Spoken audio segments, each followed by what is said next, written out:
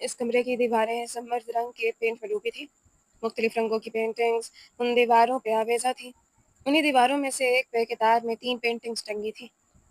एक में लड़का फर्श पे गिरा तड़प रहा था, उसका खून फर्श को सुर्ख कर रहा था और उसके सर के ऊपर कोई शख्स हाथ में दर्रा लिए खड़ा उसे मार रहा था।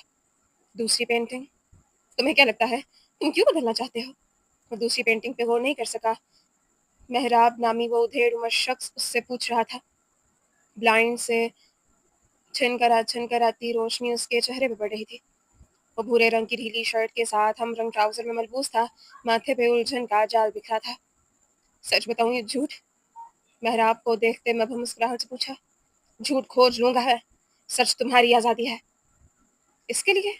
वो बेधड़क बोला। उसे मेरा गुस्सा नहीं पसंद, मेरा चीखना चिल्लाना नहीं पसंद।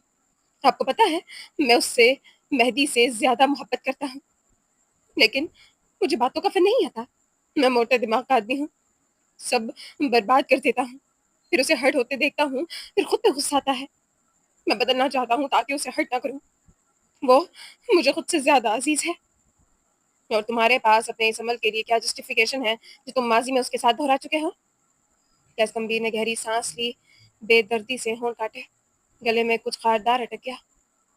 मैं गलत नहीं था, मेरा अमल बिल्कुल दुरुस्त था। वक्त मैं दोबारा वापस जाऊंगा तो दोबारा यही करूंगा। वो सीधा होकर बैठा, दीवार पे लगी पेंटिंग को देखा, उसे गुस्सा आया, बेचैनी हुई। वो हण वो हन्नड़ लिए खड़े उस शख्स का मुंह नोच लेना चाहता था। निगाह फेरी, गर्दन झुका दी। लेकिन अगर मेरे अमल से वो हर्ट हुई है तो मुझ पे लाजिम है मैं खुद को दुरुस्त करूं। Anything for her. गौर से उसे देखते हुए पूछा। कैसे जुकाम ज़दा सांस अंदर खींचे, दिलकशी से बेबसी से मुस्कुराया। Anything for her. वो कितने घंटों से वहां साकिन सामत बेयकीन बैठा रहा। हर रियाजत रद्दी का टोकरा बन कर उसके इर्द गिर्द फैल गई। और अब वो उस रद्दी को कचरे की नजर कर देना चाहता था। उसे बहुत कुछ याद आ रहा था। वो ऑफिस के मसाइल से थका हारा घर आया था और बख्तियार उसे मसाइल सुना रहे थे। वो किस बात पे खुश था, और उसके चचा उसे बता रहे थे कि अगर वो उस रोज हिम्मत कर लेता तो शायद उसका बाप बच जाता। मकसूद उसे समझा रहे थे कि वो बख्तियार से दूर रहे। वो सुनी अनसुनी कर रहा था। वो उसे उसके गलत कामों पे नहीं टोकते थे और कैस को वो मोहब्बत लगती थी। मोहब्बत नहीं थी, वो कहीं नहीं थी। वो एक लंबा अरसा एक्सप्लॉइट होता रहा। बख्तियार कम्बीर एक लंबा अरसा उसके गिल्ड से खेलते रहे थे। वो सयाद था जो एक बिस्मिल के जख्म खरोचता रहा था। किस ताल्लुक ने कहा आकर औकात दिखाई थी? मैं क्यों अल्लाह, मैं क्यों? थकान ज़दा, आजरदा और बेबस शिकवा। जेब में बड़ी पिस्तौल तक जाने को उसका हाथ मचल रहा था। उसने सर को हाथों में गिरा दिया। हर तरफ अंधेरा ही अंधेरा था और उसके हिस्से की खुशी उसके बख्त से खरोच कर मिटा दी गई थी। दूसरी पेंटिंग 4 चौखटों में बटी हुई थी। पहले चौखटे में वो फर्श पे गिरा हुआ लड़का उठने की कोशिश कर रहा था। दूसरे में वो फर्श साफ कर रहा था। तीसरे चौखटे में वो कहीं नए आदमी से मिल रहा था, जिसका हाथ उसके कंधे पे था। निगाहें नर्म थी। उस चौखटे के रंग उम्मीद के रंग थे। चौथे चौखटे पे वो शख्स के आगे काम कर रहा था। क्या कोई पेंटिंग भाई? मगर वो तीसरी पेंटिंग, वो इंसान अपने लिए बदलता है कैस। महराब ने कॉफी का भरा हुआ मग उसके सामने रखते हुए कहा। अगर वो किसी और के लिए बदलना चाहे तो वो बहुत जल्द थक जाता है, क्योंकि किसी और के लिए बदलना उसे यूं लगता है जैसे वो किसी पे एहसान कर रहा हो, और एहसान करते करते वो बोर हो जाता है। कैस ने कॉफी का मग उठा लिया। उसकी सया आंखें पर सोच थी। वो मेरी मोटिवेशन है। अपने लिए नहीं बदलना चाहता मैं, क्योंकि मुझे मेरे अंदर कोई बुराई नजर नहीं आती। ये नहीं कहता कि मैंने जो किया वो ठीक था, लेकिन मेरे जैसा इंसान यही कर सकता है। मुझसे उम्मीदें रखना गलत है। जामनी रेक्लाइंस पे बैठे महराब की निगाहें उसके चेहरे पे कुछ खोज रही थी। उसे ज्यादा मेहनत नहीं करनी पड़ी। उस शख्स के तासुरात कोरे थे। कैस, आज वो तुमसे दूर है, कल करीब होगी तो तुम आहिस्ता आहिस्ता अच्छा बनने की कोशिश छोड़ दोगे, लेकिन तुम्हारे अपने वजूद का साथ सारी जिंदगी का है। खुद को कोई नहीं छोड़ता, इसलिए इंसान को सबसे पहले खुद को चुनना चाहिए। समझे? क्या मैं कभी अच्छा बन सकता हूँ? उसने कॉफी का मग शीशे की मेज पे वापस रखा तो टिक की आवाज आई। बन सकते हो। सारा खेल दिमाग का होता है। अगर तुम्हारा दिमाग मुस्बत चीजों की तरफ माइल होगा तो तुम अगर अच्छे फैसले लोगे, मुस्बत चीजें बढ़ती जाएंगी तो मनफी घटेंगी। और ये हुआ ایک اچھا انسان تیار۔ میں مثبت فیصلے کیسے لوں؟ آسان ہے، جب کوئی غصہ دلائے تو ضبط کرنے کی کوشش کرو، انسانوں کی بجائے چیزوں پہ غصہ اتارو۔ کوئی ہرٹ کرے تو رو، وقت لو، اس انسان کو اپنی زندگی سے نکال دو، لیکن اسے بدلے میں ہرٹ مت کرو۔ کیا تم یہ کر سکتے ہو؟ وہ اس انسان سے پوچھ رہا تھا جسے غصہ آتا تھا تو پستول نکال لیتا تھا، کوئی اسے ہرٹ کرتا تھا تو اسے قبر میں تک پہنچا کر آتا تھا، مگر اس انسان نے نہایت شرافت سے اس بات میں سر ہلاتے ہوئے کہا، آف کورس۔ اس کے دونوں ہاتھ باتھ روم کی سفید ٹائلز والی دیوار پہ جمے تھے، گردن جھکا رکھی تھی اور پانی کی دھار اس کے جسم کو بھگو رہی تھی۔ سفید قمیض بھیگ کر جسم سے چپک گئی تھی، گھنگریالے بالوں سے پانی ٹپک رہا تھا، جسم بری طرح اکڑ رہا تھا۔ جو تمہیں ہرٹ کرے اسے معاف کرو۔ پانی کے قطرے گرتے گرتے ہوئے اس کی آواز دب گئی۔ اپنا غصہ انسانوں پر مت نکالو۔ جو تمہیں ہرٹ کرے اسے معاف کرو، وقت لو، معاف کرو، وقت، معاف، غصہ۔ اس کا تنفس بگڑ رہا تھا، غصے سے آواز بہت بھاری ہو رہی تھی۔ اس نے آنکھیں بند کر لی، گردن پیچھے کی طرف ڈھلکا دی، پانی اب چہرے پہ گر رہا تھا۔ اسے یہ ٹھنڈا پانی روح پہ گرانا تھا۔ اس نے بٹن دبا کر پانی کی گرتی دھار بند کر دی۔ چھ لمحے وہیں کھڑا لمبے لمبے سانس لیتا رہا، پھر انہیں بھیگے کپڑوں کے ساتھ اپنے کمرے میں آیا اور ہمیشہ کی طرح ٹراما کے ٹریگر ہونے پہ وہ سونے کے لیے تیار تھا۔ وہ ایک اچھا انسان بن رہا تھا، وہ غصہ نہیں کرے گا، وقت لے گا، لوگوں پہ غصہ نہیں نکالے گا، ہرٹ ہوگا تو دوسروں کو ہرٹ نہیں کرے گا۔ اس نے ریموٹ اٹھا کر بتیاں بجھائیں، اے سی تیز کیا اور بیڈ پہ آ کے بیٹھا، اپنی محبوب غذا پھینکی اور کمفرٹر لے کر اسی طرح سو گیا۔ اسے جب تک نیند نہیں آئی تھی وہ تب تک غصے سے کامتا رہا تھا، مٹیا پھینچ کر ضبط کرتا رہا اور بڑبڑاتے ہوئے خود کو بابر کرواتا رہا، میں ایک اچھا آدمی ہوں۔ تیسری پینٹنگ 4 دائروں پہ مشتمل تھی۔ پہلے دائرے میں لڑکا نئے مالک سے بے حد خوش تھا، دوسرے دائرے میں لڑکا ڈھیر ساری دولت کے ڈھیر پہ بیٹھا تھا، تیسرے دائرے میں اس کا سابقہ مالک خستہ حالی کا پیکر بنے اس کی دکان کے باہر کھڑا تھا۔ تڑا تڑ برستی بارش میں اس کا سابقہ ظالم مالک اس کے آگے ہاتھ پھیلائے ہوئے کھڑا تھا۔ پینٹنگ کو دیکھتے ہوئے اس کے ذہن میں صرف اور صرف ایک خیال آیا تھا، سولی، وہ اسی لائق تھا۔ اچھائی، برائی، مثبت، منفی، ہر جذبے اور عمل کا تعلق دماغ سے ہوتا ہے، اسے صحت مند رکھنا ہوتا ہے۔ تم مجھے سن رہے ہو؟ محراب نے ذرا بلند آواز میں کہا۔ گیس کمبی نے چونک کر اسے دیکھا۔ محراب نے اس کے نگاہوں کی تقلید میں دیکھا، وہ اس پینٹ کو نہیں رہا تھا، وہاں خود کو کھوج رہا تھا۔ تمہیں اس پینٹنگ میں کیا نظر آتا ہے؟ بے وقوفی، یک لفظی جواب۔ وہ کیسے؟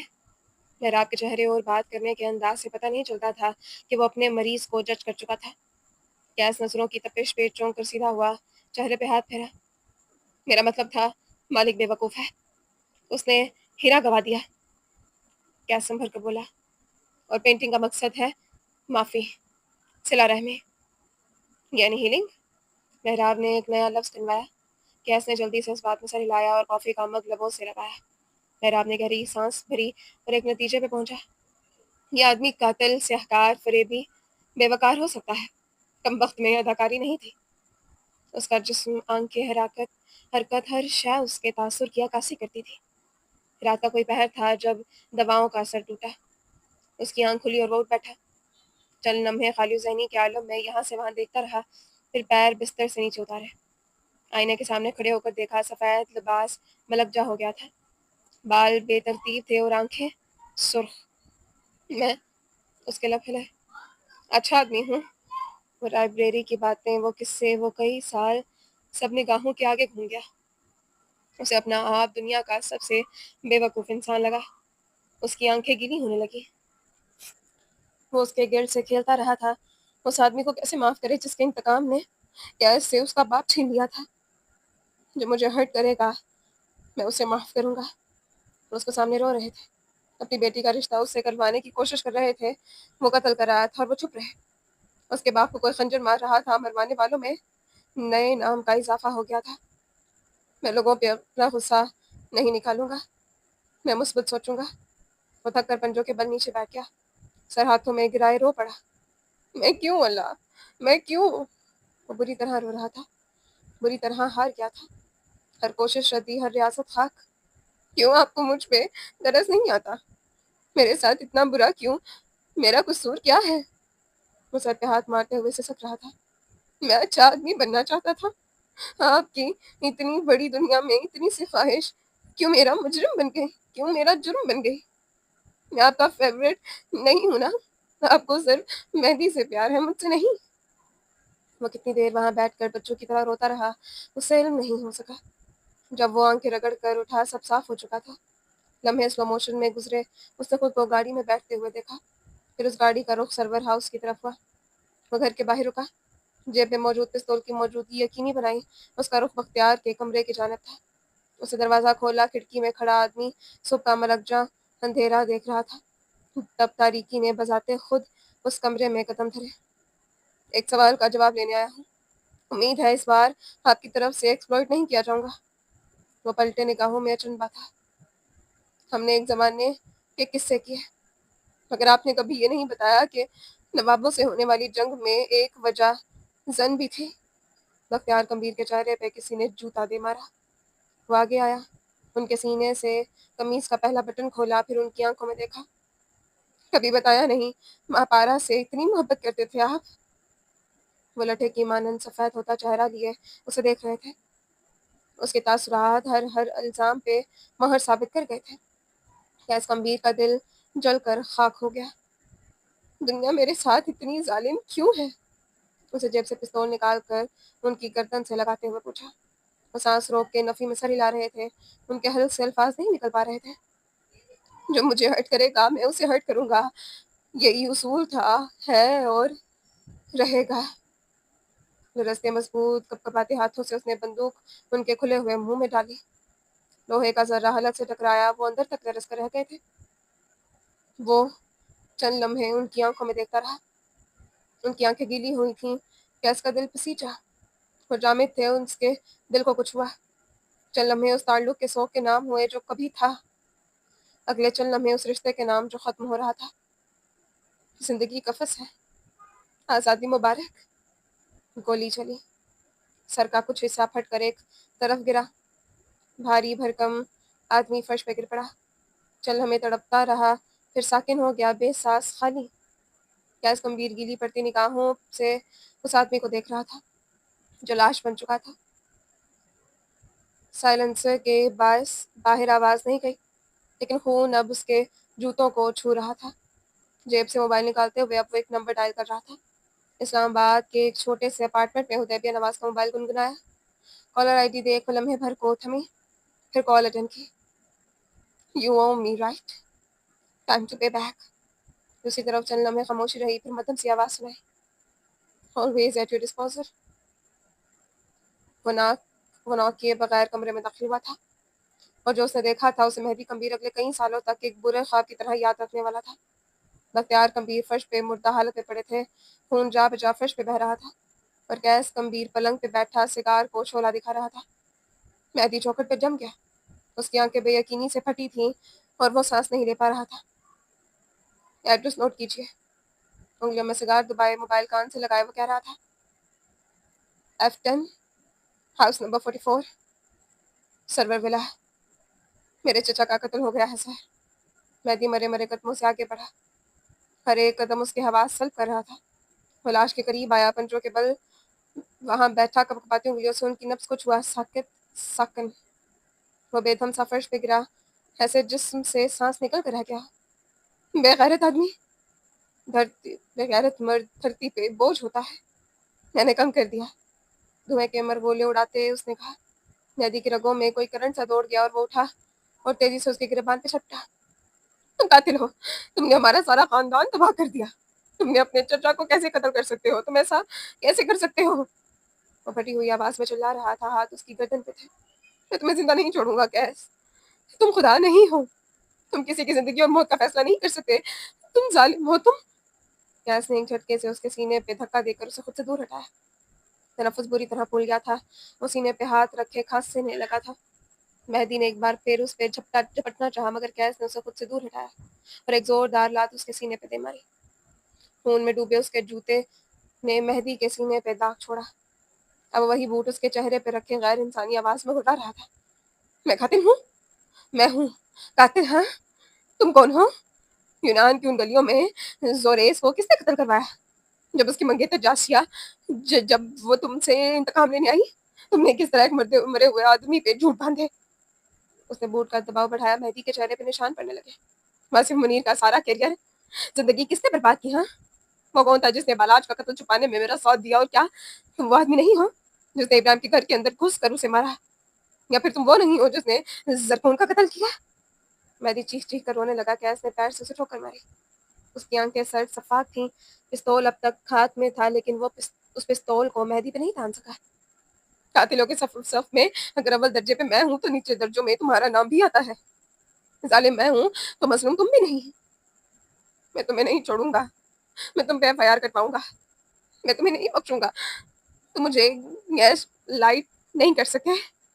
تم نے میرے چچا کا قتل کیا ہے. بھاری بوٹوں کی دھمک قریب آئی تو کیس نے بوٹ اس کے چہرے پہ ہٹایا اور خود اس کے قریب بیٹھا.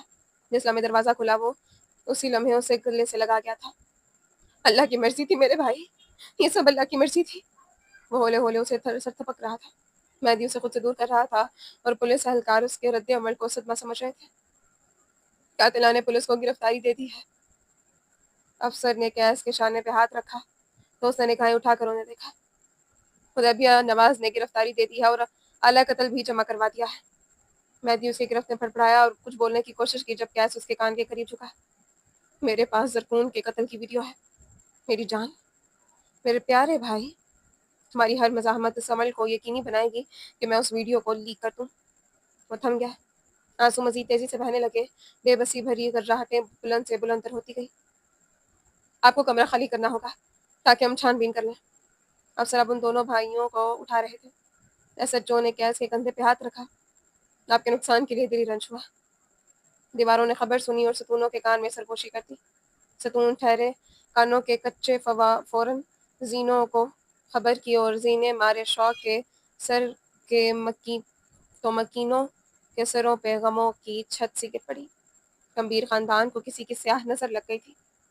کھڑکیوں نے بے لوگ تبصرہ پیش کیا. جھومر افسوس سے اپنی جگہ کھڑے رہ گئے. رفتہ رفتہ ہر اور آہیں سسکیاں غم بلند ہوا. سو کی صبح نہ جانے کب ڈھلنی تھی. ڈھاکہ کی اس چھوٹی سی سوسائٹی میں آج وینا آپا کے گھر کی پارٹی رکھی تھی. نیما نے زینیا سے کافی اصرار کیا مگر وہ نہیں جانا چاہتی تھی سو نہیں گئی. کچن میں کھڑے اپنے لیے چائے بناتے ہوئے اس کا ذہن کہیں اور الجھا ہوا تھا. کیا میں کبھی دوبارہ کیمرہ آنکھ کے آگے رکھ کر دنیا کو نہیں دیکھ سکوں گی؟ اس کے منتشر خیالات کہیں یہیں آ کر جامد ہو جاتے تھے. تم نے مجھے دیا ہی کیا ہے؟ سفید پوشی کی زندگی میں مجھے کیا ملا ہے؟ اندر کمرے سے وجیہ کے زور زور سے چیخنے کی آواز آتی تھی. اس کا شوہر ہر روز کی طرح چپ چاپ اسے برداشت کر رہا تھا. کھانے کو روٹی پوری نہیں ملتی، پہننے کو کپڑے کے لیے ترسنا پڑتا ہے، بچوں کی چھوٹی چھوٹی خواہشات کے لیے ہاتھ پھیلانا پڑتا ہے، اور تم کنویں کے مینڈک کو جو ساری زندگی ایک جیسا رہے گا. اسے ابلتے ہوئے پانی میں چینی اور پتی شامل کی. پانی مزید ابلنے لگا. شور بڑھتا جا رہا تھا. تمہاری کون سی ایسی ضروریات ہیں جو پوری نہیں ہو رہی؟ وہ دھیمے لہجے میں چپا چپا کر بولا. تم نہ خود سکون کرتی ہو نہ مجھے سکون سے رہنے دیتی ہو. تمہارا مسئلہ ناشکری ہے وجی. تم لوگوں کو دیکھ دیکھ کر سڑتی کٹتی رہتی ہو. تمہیں لگتا ہے فلاں عورت کے شوہر جیسا ہو جاؤں گا تو تم خوش رہو گی. ایسا نہیں ہوگا. مسئلہ کہیں نہیں ہے سوائے تمہاری سوچ کے. اسے دودھ کا کپ دیگچی میں ڈالا. چائے کا رنگ بننے لگا. اب وہ دانت سے ایک الائچی توڑ کر اس میں شامل کر رہی تھی. زندگی بے شک برباد تھی، چائے اچھی بننی چاہیے. ٹیچر وہ سہیب مجھ سے آپ کا پوچھ رہا تھا. وجیہہ کی آواز دب گئی. ابان کی آواز پہ وہ اچھل پڑی ایسے جیسے بری طرح خوف زدہ ہوئی ہو. آئی ایم سو سوری، میں نے آپ کو ڈرا دیا. جہنم میں جاؤ تم اور تمہاری فلاسفی. مجھے آسائشات چاہیے، اور یہ جو گھر میں یتیم خانہ کھول رکھا ہے اسے ختم کرو آج کے آج. چائے چولہے پہ گر گئی. ابان متفکر سے آگے آیا اور زینیا وجیہہ کی آواز کے علاوہ کوئی اور آواز نہیں سن رہی تھی.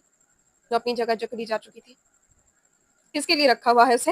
نیما آدھا خرچ دیتی ہے نا. وہ کیا دیتی ہے مجھے؟ کسی نے کھولتے ہوئے تیل کی کڑاہی اس کے منہ پہ ڈال دی تھی. وہ جل گئی. دل جل گیا. ابان کچھ کہہ رہا تھا، وہ سن نہیں رہی تھی. زین وہ اسٹوڈیو میں کام کرتا ہے. جب آپ کا کیمرہ وہیں چھوڑ کر آئی تھی نا، تب ایڈیٹنگ کا کام اسے ملا تھا. وہ چولہا بند کرتے ہوئے جوش سے کہہ رہا تھا. وجیہہ کے جملوں سے بے حد بے نیاز، کیونکہ وہ جملے اس کے متعلق نہیں تھے جس پہ گزرتی ہے، بس وہی جانتا ہے۔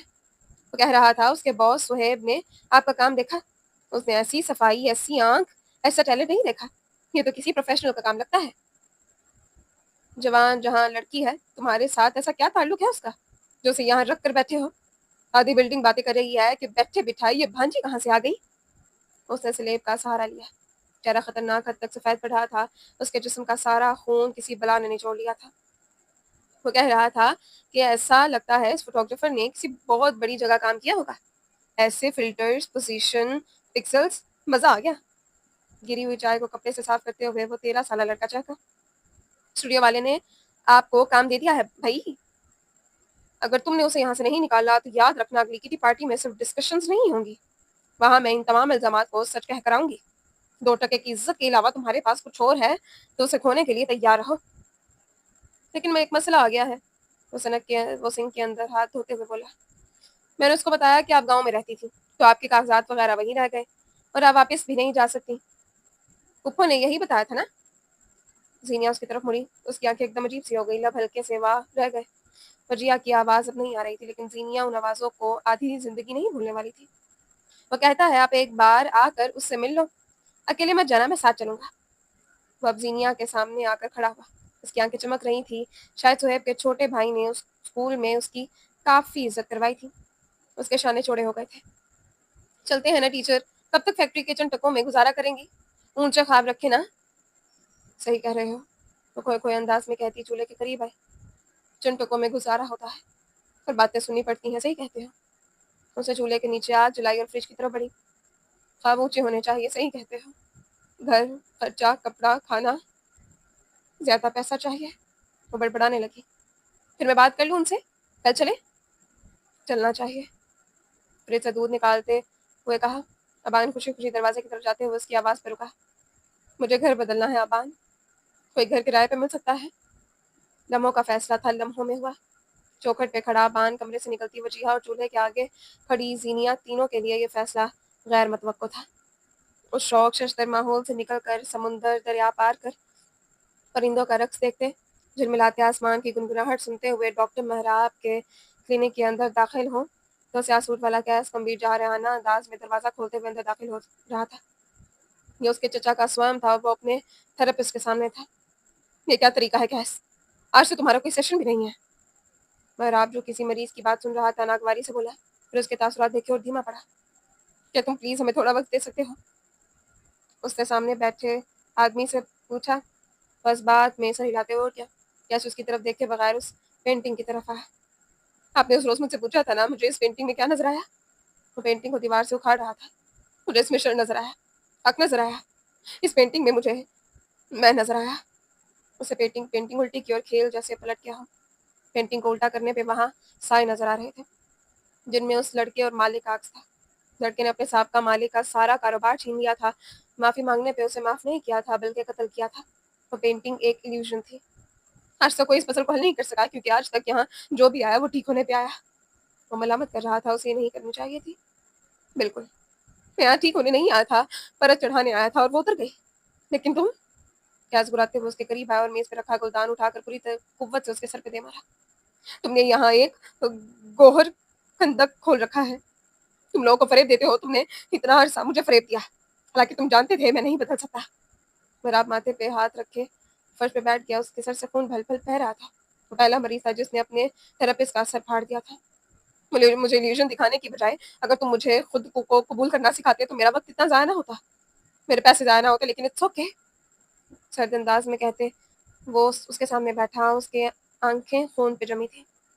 دوبارہ کوئی گیس کمبیر آئے تو پہلی نظر میں تمہارے اس ایونس ٹیسٹ کی پینٹنگ کو پہچان لے تو اس کے ساتھ کوئی ڈرامہ مت کرنا، سچائی سے آگاہ کرنا اور بس، ورنہ کوئی مجھ سے زیادہ سر پھرا ہوا تو سر کی جگہ دل پھاڑ دے گا۔ مراب اسے گالیاں بک رہا تھا، اسے کوس رہا تھا، لیکن وہ کچھ سن نہیں رہا تھا۔ برسوں پہلے اس کی رائے تھی کہ سائیکیٹرسٹ ذہنی مریض ہوتے ہیں، آج اس رائے پہ مہر لگ گئی تھی۔ میں تم پہ کیس کرواؤں گا، میں ساری دنیا کو بتاؤں گا کہ تم نے کتنے قتل کیے ہیں، کتنے لوگوں کی زندگی خراب کی ہے، میں تمہیں برباد کر دوں گا، بدنام کروں گا۔ کیس تم مجھے جانتے نہیں۔ وہ دیوان کسے ہو رہا ہے، خون میں لت پت آدمی پاگل ہونے کے در پہ تھا۔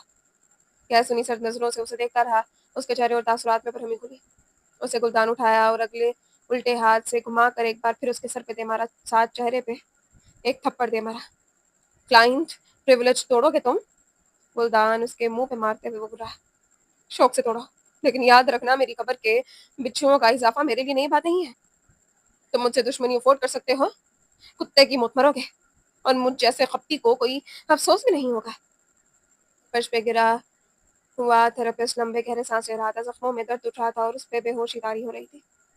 گیس کم چند لمحے حقارت سے اسے دیکھتا رہا، غصہ اٹھ کر آیا تو جھک کر ایک اور الٹے ہاتھ کا تھپڑ اسے رکھ کر منہ پہ مارا اور کوئی غلیظ گالی دی۔ پھر وہ تینوں پینٹنگز اتاری، جیب سے چند نوٹ نکال کر اس کے منہ پہ پھینکے اور دروازہ کھول کر باہر نکلا۔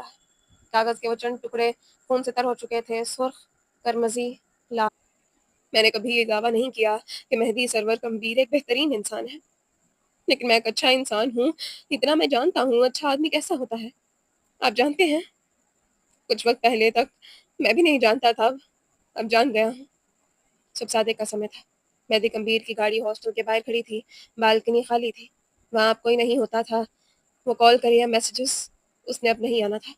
اس کی افسردہ آنکھوں میں ملال تھا۔ کئی لمحے وہاں کھڑے ہوئے وہ گزرے پل یاد کرتا رہا، گاڑی آگے بڑھاتے ہوئے اس کا دل بے حد بوجھل اور بھاری تھا۔ کیفے کے باہر چھجے تلے اس کا ملاقاتی بیٹھا تھا۔ مہدی آنکھیں چھوٹی کیے اس کے چہرے کا جائزہ لے رہا تھا۔ میرا چہرہ ماضی نہیں بتاتا، وریام بیگ بیزاری سے بولا۔ نہ میری آنکھیں کان ناک بولتے ہیں، جو پوچھنا ہے جلدی پوچھو، ڈیوٹی کا وقت ہے۔ تم تھوڑی دیر اپنی زبان کے جوہر دکھانا بند نہیں کر سکتے؟ کافی کا مگ دھپ سے میز پہ رکھتی شیزل تندہی سے بولی۔ تم ہر روز کسی نمونے کو لانا بند نہیں کر سکتی؟ وریام، میں اسے آخری بار کہاں دیکھا تھا؟ مہدی بے لچک انداز میں پوچھ رہا تھا۔ پہلی بار اسے سرور فارم ہاؤس پہ دیکھا، دوسری بار کیس کو اس کا گلا دباتے ہوئے، اس کی دوسری بات پہ مہدی نے مٹھی بھینچ لی تھی، تیسری بار میرے تھانے میں۔ پھر اسے دیکھتا رہا تھا روتے ہوئے، بے بس بیزار ڈری ہوئی، پر امید۔ ایک وقت بعد جان گیا تھا وہ بے قصور ہے۔ پھر اس کے خاندان نے پولیس کی گاڑی پہ حملہ کیا اور اسے لے کر چلے گئے۔ اسے آخری بار میں نے کراچی میں دیکھا تھا۔ مہدی تیزی سے سیدھا ہو کر بیٹھا، وریام نے نوٹ کیا اس کی حسیات بیدار ہو چکی تھی۔ والم نواب کا ایک بنگلہ تھا، جہاں اب تک کسی کو داخلے کی اجازت نہیں ہے۔ اسے فی الحال پولیس نے سیل کر دیا ہے۔ وہاں کیس اسے پکڑ چکا تھا، مگر زینیا نے اس کے ٹراما کو ٹریگر کیا اور بھاگ گئے۔ لیکن پولیس کے مطابق اسے اس کا سگا بھائی لے گیا، اور اس کے بھائی کے مطابق انہیں کوئی نہیں، وہ اسلام آباد پولیس کسٹڈی سے کب نکلی؟ مہدی نے مداخلت کی۔ جو میں کہہ رہا ہوں وہ سنو۔ لڑکی اس بنگلے سے میری آنکھوں کے آگے بھاگی تھی۔ گلی کے موڑ پہ اسے اس کا بھائی ایک گاڑی میں بٹھا کر کہیں لے گیا، اور اس کے بعد کیا ہوا مجھے کچھ معلوم نہیں، لیکن وہ پولیس یا اپنے خاندان کے ہاتھ نہیں آئی، اتنا پتا ہے مجھے۔ مہدی کے چہرے کی بہت پوچھ گئی۔ کوئی ایسا سرا نہیں تھا جسے وہ تھام لیتا اور چیزیں آسان سے آسان ترین ہو جاتی۔ وہ نہیں تھا کیس جس کے لیے ایسے کام آسان ہوتے۔ ایک کام کرو، بشر کے موبائل کی سی ڈی آر نکلواؤ۔ ان دنوں میں اس نے جتنے بھی لوگوں کو کالز کی ہوں گی، ہم انہیں ڈھونڈ کر پتہ لگا سکتے ہیں کہ اگر اس نے اپنی بہن کو چھپایا ہے تو کہاں۔ سی ڈی آر یعنی کال ڈیٹا ریکارڈ۔ کسی بھی سم کو استعمال کرنے والا صارف کا سی ڈی آر اس وقت نکالا جا سکتا ہے جب اس پہ ایف آئی آر ہو اور اس کے تفتیشی افسر کو اس کے کالز کے ڈیٹا کی ضرورت ہو۔ البتہ پاکستان میں ہیکرز یہ کام 500 میں کر دیتے ہیں، انہیں کسی تفتیشی افسر کی اجازت درکار نہیں۔ اسے نمبر بدل کر بات کی ہوگی۔ مہدی مایوس ہوا۔ وریام کی آنکھوں میں شیطانی چمک ابھری۔ پولیس والا جوبن میں تھا۔ دیکھو، اگر ہم اس کی سم کی سی ڈی آر نکلوائیں گے تو ہمیں پتہ چل جائے گا کہ اس نے کب کس کو کالز کی، لیکن اگر ہم اس کے موبائل کی آئی ایم ای آئی نکلوائیں گے تو ہمیں پتہ چل جائے گا کہ اس نے اس موبائل میں کب کون سی سم ڈالی اور اس سم سے اس نے کسے کال کی۔ سائنس ترقی کر چکی ہے کمبیر صاحب۔ I M E I 15 number کے اس کوڈ کو کہتے ہیں جو ہر موبائل میں ہوتا ہے۔ اسی کے ذریعے موبائل کے ماڈل، اس میں استعمال ہونے والی ہر سم کا پتہ لگایا جا سکتا ہے۔ یعنی اگر آپ نے کسی مقصد کے لیے سم بدل کر بات کی ہے اور سامنے والے کے پاس آپ کے موبائل کا I M E I number ہے تو اسے پتہ چل جائے گا آپ نے کون سا نمبر استعمال کیا ہے، اور پھر وہ کون اسی نمبر کی سی ڈی آر نکلوا سکتا ہے۔ یہ دونوں کام کرنا لیگل ہے، لیکن ویلکم ٹو پاکستان۔ شیزل کو کچھ سمجھ نہیں آ رہا تھا، مگر مہدی اس کا دماغ کچھ سوچ رہا تھا۔ ہاں، اسے سمجھ آ رہا تھا اسے کیا کرنا ہے۔ سی ڈی آر اور آئی ایم ای آئی کون نکالے گا؟ تم کر سکتے ہو یہ کام؟ شزل نے ان دونوں کی توجہ ایک اہم مسئلے کی طرف دلوائی۔ اس کام کے لیے مہدی کے پاس بہت لوگ ہیں، اس نے کہتے ہوئے کرسی چھوڑ دی۔ تمہیں ای ایم آئی اور سی ڈی آر کے لیے سم اور بشر کا موبائل چاہیے ہوگا، کہاں سے لاؤ گے؟ وریام نے سجاتے ہوئے روکا۔ مہدی ہلکا سا مسکرایا۔ کزن ڈیئرسٹ، کونج حاکم ہے نا؟ اچھا اچھا انسان وہ نہیں ہوتا جس نے زندگی میں کبھی غلط کام نہ کیا ہو، دھوکہ نہ دیا ہو، جھوٹ نہ بولے ہو۔ اچھا انسان وہ ہوتا ہے جو غلط کام کر دے تو اسے گلٹ ہو، اور وہ اسے ایک اچھے طریقے سے درست کرے۔ اور اگر کبھی کسی دور میں برائی اس پہ غلبہ پا چکی ہو اور اس کے زیر اثر اس نے کچھ غلط کام کر دیے ہوں تو درست وقت پہ انہیں درست کرے۔ یہ اندھیرے میں کھڑے ہوئے اس شخص کے چہرے پہ رومال بندھا تھا، اس کی آنکھیں تاریکی میں مزید تاریک لگ رہی تھی، ہر طرف خاموشی تھی۔ جب وہ دبے قدموں چلتا ہوا بنگلے کے دروازے کی طرف آیا، ایک پولیس والا کرسی پہ اونگ رہا تھا اور دوسرا اپنے سونے کے انتظار میں تھا۔ مہدی گمبھیر بغیر چاپ پیدا کیے اس کے عقب میں آ کر کھڑا ہوا۔ اس سے پہلے کہ وہ مڑتا، مہدی نے اس کی گردن میں تیزی سے ایک انجیکشن گھمو دیا۔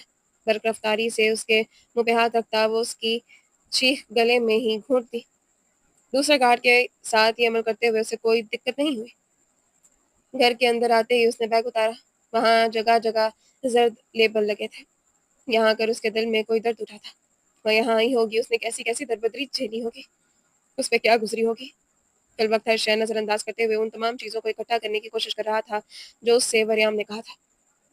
بالفرض اگر تمہاری بات مان بھی لی جائے کہ وہاں کوئی تھا جو زینیا کو اپنے ساتھ لے گیا، تو ہمیں ثبوت چاہیے ہوں گے، اور تم وہ ثبوت لا سکتے ہو تو میں تمہاری مدد کروں گا۔ صوفے کے نیچے، الماری میں، جوتوں کے ریک، لاؤنج، چھت، اس نے ہر جگہ ٹارچ مار کے دیکھ لی۔ جو ملا اس نے اکٹھا کیا، اس میں کچھ بھی کام کا نہیں تھا۔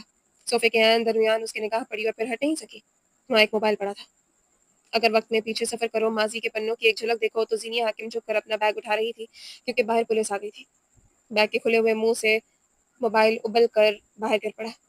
ہال میں وہ دستانے لپٹے ہاتھ سے اس موبائل کو اٹھا رہا تھا۔ گھر سے نکلنے کے بعد خود کو سی سی ٹی وی سے بچاتے ہوئے وہ کراچی صدر کی ایک بوسیدہ گلی میں داخل ہوا۔ نالی ٹوٹی ہوئی تھی جس سے بدبو کے بھبوکے اٹھ رہے تھے۔ کسی گھر سے شور کی آواز آ رہی تھی اور کہیں سناٹا تھا۔ وہ محلوں میں رہنے والا، خوشبوؤں میں بسنے والا، ہر شے سے بے نیاز اپنے مطلوبہ مقام تک آیا۔ چھوٹا سا دروازہ بجایا، پھر اس کی نگاہ پڑی تو دروازہ ہلکا سوا ہوا۔ مہدی نے پورا دروازہ کھولا اور دروازے کے اوپر رکھی پانی کی بالٹی اس کے سر پہ آ کر گری۔ وہ ٹھٹک رہ گیا مگر بولا کچھ نہیں۔ چہرے کو صاف کیا، بال ہاتھوں سے پیچھے کیے اور چھوٹے چھوٹے قدم لیتا وہ اندر کی طرف بڑھا۔ سامنے سے ہی کھٹ پٹ کی آوازیں سنائی دی۔ اندر داخل ہوا تو کسی ہیکر کا کمرہ اس کا منتظر تھا۔ لڑکی اسے اور اس کی بھیگی شرٹ کو دیکھ کر مسکرائی۔ رابیل رائٹ؟ کرسی پہ بیٹھی وہ لڑکی مڑی، محفوظ نظروں سے اسے دیکھا۔ مہدی گمبھیر رائٹ؟ اس نے محض سر کو خم دینے پہ اکتفا کیا۔ مجھے اس موبائل کی آئی ایم ای آئی جاننی ہے، اس کا مالک، اور اس نے کچھ سمس نکال کر رکھی۔ ان سب کی سی ڈی آر؟ شور، اس نے خوش دلی سے کہتے ہوئے مہدی کو سامنے والی کرسی پہ بیٹھنے کا اشارہ کیا۔ 7 چپس کا ایک پیکٹ اس کی طرف اچھالا۔ کام ہو جائے گا، پہلے پیسے ٹرانسفر کرواؤ۔ مہدی نے موبائل دیکھتے ہوئے چند بٹن دبائے۔ لڑکی کے موبائل کے بپ بجی، کام ہو گیا تھا۔ وہ دوبارہ اسکرین کی طرف متوجہ ہو گئی تھی۔ میں دروازے پہ پانی کی بالٹی رکھتی ہوں تاکہ جس پہ گرے اس کا رد عمل دیکھ سکوں۔ ہیکنگ وقت لیتا ہے، تم صبر کے امتحان میں کامیاب ہو گئے، پیسے دینے میں اچھے ہو، آئیڈیل کلائنٹ ٹائپ۔ مہدی اسے جواب دیے بغیر کرسی پہ بیٹھ گیا تھا۔ یہ کام صبر آزما تھا، تو وہ جلد باز مرد صبر بھی کرے گا؟ کیا کیا کرواتی ہے یہ محبت۔ اچھا آدمی وہ ہے جو طاقت کے ہوتے ہوئے غلط کام نہ کرے۔ ایک بار جب وہ اچھا بننے کی ٹھان لے تو اپنی ساری توانائی کوشش میں صرف کرے۔ اس کا کام پورے 2 دن بعد ہوا تھا، تب جب وہ اسلام آباد جانے والی فلائٹ میں تھا۔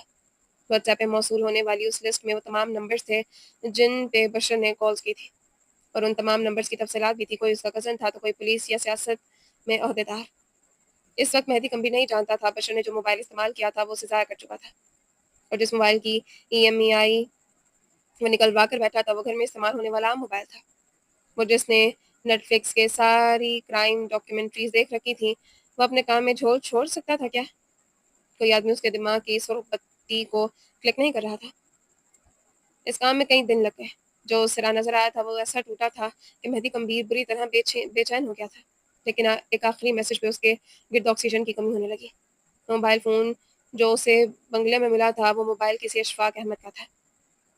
چونکانے والا کوئی نام نہیں تھا، چونکانے والا وہ کام تھا جو وہ کرتا تھا۔ وہ آدمی ہیومن ٹریفکنگ میں ملوث تھا اور اس پہ ہونے والی FIR کی تعداد ان گنت تھی۔ وہ ساکت و جامد تھا۔ پولیس نہیں جانتی تھی زینی حاکم کہاں ہے۔ بشیر سچ کہہ رہا تھا، وہ اپنی بہن کے پتے سے لا علم تھا۔ جو معلومات تھیں وہ شخص تک لے آئی تھی۔ کیا وہ اس آدمی کے پیچھے جائے یا غیرت کے لیے ملنے والے اشارے کافی تھے؟ ہر شے، ہر دلیل جھٹک کر اس نے صرف اپنی بیوی کی حفاظت کے لیے اس آدمی سے ملنے کا ارادہ کیا۔ فلائٹ کی پرواز سے قبل اس نے طبیعت کی خرابی کا بہانہ بنایا اور ہر امیر کی طرح اسے فیورز دیے گئے۔ باہر آ کر وہ کراچی میں اپنے جانے والے اور اس انسان کو کالز ملا رہا تھا جو کسی غلط کام میں ملوث ہو سکتے ہیں۔ ریپوٹیشن، وہ اس عورت کے آگے کیا تھی؟ ساکھ، وہ اس پہ قربان کر سکتا تھا۔ نام، اس کا آدھا حصہ تو اسی لڑکی کے نام میں بھی آنے لگا تھا۔ 15 دن شہر قائد میں اسے 15 دن لگے تھے جب اسے پہلا سراغ ملا۔ کراچی کے ریڈ لائٹ ایریا میں وہی منظر تھا جس سے شرافہ آنکھیں چراتے تھے اور سفید پوش خار کھاتے تھے۔ وہ بلیک جینز کے ساتھ سفید لڈی پہنے ارد گرد دیکھے بغیر سیدھ میں چل رہا تھا۔ اس نے دنیا دیکھی تھی مگر اس دنیا سے اسے نظریں چرانی پڑی۔ کچھ دیر بعد وہ ایک کمرے میں تھا۔ سرخ روشنیاں مدھم تھیں، باہر سے بے ہنگم قہقہوں کی آوازیں تھیں اور اس کی میزبان ستارہ اس کے سامنے پلنگ پہ بیٹھی تھی۔ مہدی نے ایک نگاہ غلط بھی اس پہ ڈالنا مناسب نہ سمجھا، بس جیب سے 3-4 نوٹوں کی گڈیاں نکال کر اس کے سامنے رکھی۔ میرے پیسے مجھے مل چکے ہیں صاحب۔ اس نے ٹھنڈی گہری سانس لی۔ یہ کام کم از کم وہ اس جگہ ان کاموں میں پڑنے کا ساری زندگی نہیں سوچ سکتا تھا۔ وہ پیسے تمہارے وقت کے تھے، یہ پیسے کسی کا وقت خریدنے کے لیے ہیں۔ ستارہ اپنا لباس سنبھالتی اٹھی۔ مہدی نے قدم پیچھے لیے، وہ اس کی تیز خوشبو سے جھلا رہا تھا۔ مجھے اشفاق احمد دین سے ایک ملاقات چاہیے، صرف ایک، اور تم یہ کر سکتی ہو۔ میں؟ وہ سینے پہ انگلی رکھے کھلکھلا کر ایک ادا سی ہنسی۔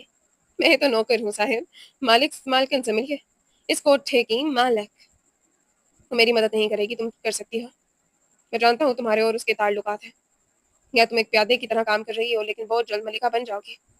تم جتنے پیسے چاہو میں تمہیں دے سکتا ہوں، صرف ایک ملاقات، صرف ایک۔ میرا اس سے ملنا بہت ضروری ہے۔ اوپر سوچنے کا اسے دیکھتی رہی۔ وہ جہاں رہتی تھی وہاں چہروں کی پہچان ہر صبح بدل جاتی تھی۔ وہ آگے ہی مہدی پیچھے ہوا۔ این اس کے قریب ٹھہر کر اس کے کان کے پاس سرگوشی کی۔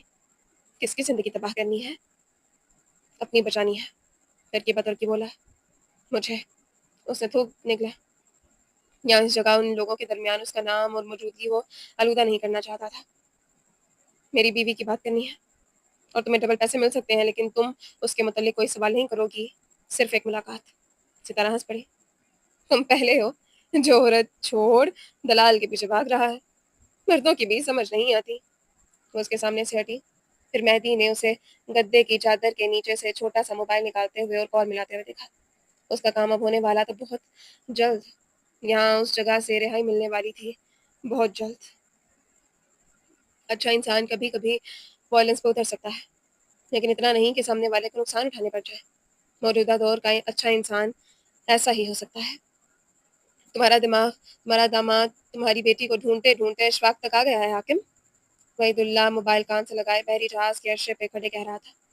ماننا پڑے گا اس کی کوچ میں طاقت ہے۔ اشفاق کون؟ اور وہ اس تک کیسے آیا؟ دوسری طرف حاکم کو پریشانی لاحق ہوئی۔ میرا آدمی ہے، بھائی سمجھو۔ اس پہ وقت آ پڑا تھا تو کچھ وقت میرے پاس پناہ لی تھی، اور میں نے بشر کو کچھ موبائل فون دیے تھے تاکہ پولیس کی ٹریکنگ کے وقت بچاؤ ہو جائے، اور بشر نے ان میں سے ایک موبائل زینیا بیٹی کو دیا تھا۔ شاید اسے وہ موبائل مل گیا تھا۔ حاکم چپ ہوئے، ایسے جیسے کسی سوچ میں پڑ گئے ہوں۔ کچھ لمحوں بعد وہ بولے تو کچھ سنبھلے ہوئے لگ رہے تھے۔ اسے یقین دلوائیں کہ وہ مر چکی ہے۔ جو تم چاہو۔ 3.5 منٹ، اس کی ملاقات کو 3.5 منٹ ہو گئے تھے۔ فیکٹری کے اجلے ہوئے حصے میں کرسیاں بچھی تھیں۔ اشفاق کے آگے پیچھے دائیں بائیں لوگ تھے، اور سامنے وہ اکیلا بیٹھا تھا۔ مجھے اکیلے میں بات کرنی ہے، لوگوں کے سامنے نہیں۔ اشفاق نے بیڑی سلگائی اور ایسا، فکر مت کرو بھائی، بڑے بڑے لوگ ان کے سامنے اپنی فرمائش رکھ دیتے ہیں، پردہ کیسا؟ جس کی بات کروں گا اس کا پردہ ہے اور رہے گا، اس لیے مجھے اکیلے میں بات کرنی ہے۔ کچھ رقم نکال کر میز پہ رکھی، جیسے سامنے والے کے ایمان کا سودا کیا ہو۔ اشفاق نے ہاتھ کے اشارے سے لوگوں کو جانے کے لیے کہا اور اس کی طرف متوجہ ہوا۔ اس آدمی کو جانتے ہو؟ اس نے بشر کی تصویر میز پہ رکھی۔ کسی بھی لڑکی کو اغوا یا بیچتے وقت ڈاٹا نکلواتے ہو، رائٹ؟ इस आदमी के ख़ानदान से कोई ताल्लुक है तुम्हारा? मैंने कहा नहीं उठा पा रहा था, बात नहीं कर पा रहा था। कुछ बेहद ज़ोर से उसके दिल में खुप रहा था। जी चाहा था कि गंभीर का गिरबान पकड़े और उससे पूछे कि उसे किसने हक दिया कि किसी के घर की औरत को इस तरह ज़लील करवाने का। देखो भाई, पुलिस के पास जो औरत लाचार और गरीब आती है, जिसका वाली वारिस नहीं होता ना, उस पे हमारी नज़र होती है। फिर पुलिस जब उसे छोड़ दे तो हम उसे खरीद लेते हैं, कभी इसके ख़ानदान से, कभी आशिक से। अब लड़के की तस्वीर से तो कभी पता न चलता, लेकिन ये ख़ानदान आजकल कब्रों में है। तो हाँ, इसकी बहन मिली थी हमें। मेहदी ठहर के आस-पास सब ठहर गया। लेकिन क्या है कि हमने आगे भेज दिया। अब कहाँ है ये हम नहीं जानते। खैर नखरा उसका बहुत ज़्यादा था, मर-मरा गई होगी। ऐसी लड़कियाँ ज़्यादा वक़्त गुज़ारा नहीं करती। उसे अगर गुस्सा आना था तो आया नहीं, रंज होना था तो नहीं हुआ। अब कोई काज़िब झूठ गढ़े और मेहदी गंभीर उसे पहचान न सके, तवक्कुफ़ है इस बात पे। वो चंद लम्हे उसे बहुत गौर से उसका चेहरा देखता रहा। सामने वाले को यकीन आने लगा कि वो अच्छी अदाकारी कर चुका है। ये सब कहने को किसने कहा है? कुर्सी पे टेक लगाई इंतहाई संजीदगी से पूछा। अशफाक के चेहरे का रंग तब्दील हुआ।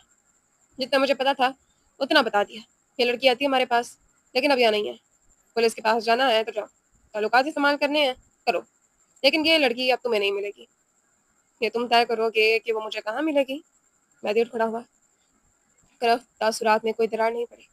उसे यहाँ से कुछ नहीं मिला था, लेकिन तलाश खत्म हुई थी, ना होगी। वो जाने लगा जब वो कब से आती आवाज़ पे उसके कदम जंजीर हुए। वो अब नहीं मिलेगी, उसका ख्याल तर्क कर दो। अगर जिंदा तो है तो जिंदा नहीं रही, और अगर मर गई है तो लाश नहीं मिलेगी। मेहदी ने मुड़ कर उसे नहीं देखा, बस लंबे लंबे डग भरता वहां से चला गया। तलाश के उस सफर में वो बुरी तरह नाकाम हुआ था, लेकिन ये बस शुरुआत थी। अच्छा आदमी खानदान के लिए आउट ऑफ द वे भी जाता है। अपने गम और अपनी तकलीफ का टोकरा किसी के सर नहीं सजाता। ताकत के होते हुए वो हदें पार नहीं करता। चाइना में हर साल दुनिया का सबसे बड़ा लैंटर्न फेस्टिवल मनाया जाता है, जिसमें मुख्तलिफ मकामात पे बड़े बड़े मैदानों में लोग इकट्ठा होते हैं और ढेर सारे फानूस। ये फानूस दीवार में लगने वाले फानूस से मुख्तलिफ होते हैं। जदीद टेक्सटाइल से बने बने ये फानूस आसमान की बुलंदियों तक जाते हैं। उसके कंधे पे छोटा सा बैग था, जिसे उसने सामान जमा करवाने वाली जगह पर रखा। हाथ में फानूस लिए वो उसी तरफ चला आया जहाँ लोग जमा थे। उस मैदान में लोगों के हुजूम में उसने व्हाट्सएप पे लोकेशन की सब टिमटिमाती बत्ती देखी। वो उसके करीब थी, बेहद करीब। दफतन लोगों ने रास्ता खाली किया। मेहदी ने हटाते हुए उस ओर बढ़ रहा था जहाँ उसे वो सब्ज नुक्ता लेकर जा रहा था। फिर उसे वो बच्ची नजर आई, वो जिसकी आंखें सब्ज थी। वो अपना बुझा हुआ फानवस हाथ में लिए खड़ी रखी, नजरों के इर्तिकास पे वो मुड़ी। उसकी एक नज़र मेहदी उसे देख कर थम गया। आसमान फानवस की रोशनी से जर्द पड़ रहा था। वहाँ खड़े तमाम लोग आसमान को ही तक रहे थे। बस वो दो लोग थे जो एक दूसरे को तक रहे थे। निगाहों में लूही चमक थी, सब्ज आंखें मुतफ़िक्का रंगों में ढली थी। फिर वो घुटनों के बल बैठा, बाजुबा किए। बच्ची की आंखें चमकी और उसने अपनी नैनी से हाथ छुड़वाया। उसके छोटे छोटे कदम मेहदी के दिल पे ओस की फवार की तरह उतर रहे थे। उसके दोनों हाथ थाम कर आंखों से लगाते हुए, फिर उसे अपने सीने में भेंचते हुए, जो उसके दिल ने महसूस किया उसे अल्फाज बयान नहीं कर सकते। मुझे लगा था कोई नहीं आएगा। उसके लहजे में कपकपाहट थी। मैंने कहा था ना लैंटर्न फेस्टिवल में आऊंगा। तो मेरी बातों पे यकीन नहीं करती ना? डैडी मुझे जाने नहीं देंगे, मुझे आपके साथ जाना है। वो उसकी शर्ट को मुट्ठियों में दबोचे हुए था। उसका सारा वजूद लरस रहा था। मेहदी ने उसे अपने घुटने पर बिठाया और उसके बाल चेहरे से हटाए। शिद्दत से उसके दोनों गाल चुमे। उसकी दाढ़ी की चुभन से भी वो कसमसाई नहीं। डैडी और मामू की बात हो गई है, सुबह हमारी फ्लाइट है। अब हम अब हम शंस भेज दें, हम विशेष भेज दें। फिर हमने खाना खाने भी तो जाना है। इसके बाद तुम मेरे साथ होटल चलोगी, ओके? एज़ल मुस्कुराई और तेजी से उसकी गोद से उतरी। फिर अपने छोटे से पर्स से स्टिकी नोट निकाल कर उस पर ख्वाहिश लिखी। मेहदी ने उसे पढ़ना चाहा, मगर वो उसकी आंखों पे हाथ रख गई। It's personal. Okay okay. उसे मासरती अंदाज में हाथ उठाए, फिर अपने फानवस के लिए एक नोट पे कुछ लिखा। एज़ल ने पुरतजस्सुस अंदाज में गर्दन आगे सरकाई ताकि देख सके। मेरी सारी ख्वाहिशें अब तुम्हारी मम्मी के लिए हैं, मुस्कुराकर बताया। फिर उस नोट को फानवस पे चस्पा किया और उन दोनों ने अपने फानवस के एक साथ आसमान के सुपुर्द किए।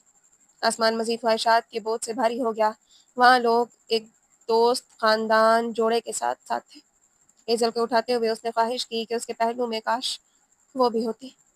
وہ خوش تھا مگر مکمل نہیں۔ اپنے ڈیڈی سے کیا کہا؟ میدان سے نکل کر آئس کریم پارلر کی طرف آتے ہوئے اس نے مہدی سے پوچھا، جو اس کے چھوٹے بیگ سے اس کی کوئی چیز نکال رہا تھا۔ نگاہ اس چیکی نوٹ پہ پڑی۔ پہلے نوٹ پہ درج تھا، ٹو میٹ کیس گمبھیر۔ اسے چلتے ہوئے ایزل کو دیکھا، وہ اسے نہیں دیکھ رہی تھی۔ چند سالہ بچی محبت اور توجہ کے ہاتھوں ماری گئی تھی۔ بتائیں نا، آپ نے ڈیڈی سے کیا کہا ماموں؟ اسے یاد کرنے کی کوشش کی، وہ کیا کر رہا تھا۔ محب ملک کی اپارٹمنٹ میں آکورڈ خاموشی تھی۔ صوفے پہ ایک دوسرے کے آمنے سامنے بیٹھے وہ دونوں نگاہوں میں ایک جیسی نفرت لیے بیٹھے تھے۔ اسے آج بھی مہدی سے نفرت تھی، اور مہدی کے لیے نفرت ایک چھوٹا لفظ تھا۔ تم نے میری بہن سے شادی کی، کئی سالوں سے ڈرا دھمکا کر مار کر اپنے ساتھ رکھا، یہاں تک کہ تم اپنی ہی بیٹی کو ذہنی اذیت دے کر رکھا تم نے۔ تمہارا الیکشن مجھ پہ اثر نہیں کرے گا، محب نے بیزاری سے اسے ٹوکا۔ مہدی نے شانے اٹھائے، اپنے موبائل پہ چند بٹن دبائے اور ایک ویڈیو کھول کر اس کے سامنے رکھی۔ محب نے اپنی جگہ بیٹھے ہوئے اس ویڈیو پہ نگاہ ڈالی، اور اس کے اگلے لمحے اس کا چہرہ سرخ ہوا۔ اس نے جھپٹ کر موبائل اٹھایا اور زمین پہ دے مارا۔ یہ کیا بکواس ہے؟ بکواس؟ بس امید آنکھیں پٹپٹائی۔ یہ تم ہو محب؟ میرا پہ ہاتھ اٹھاتے ہوئے تم یہ کیوں بھول گئے تھے کہ تمہارے اپنے گھر میں سی سی ٹی وی ہے؟ یہ ویڈیو ثابت کرتی ہے کہ تم ایک وائف بیٹر ہو۔ بیوی ویسے ہی جا چکی ہے، نام، نوکری، ریپوٹیشن، اگر اس سب کو بھی کھونا چاہتے ہو تو ٹھیک ہے، شروعات کرتے ہیں۔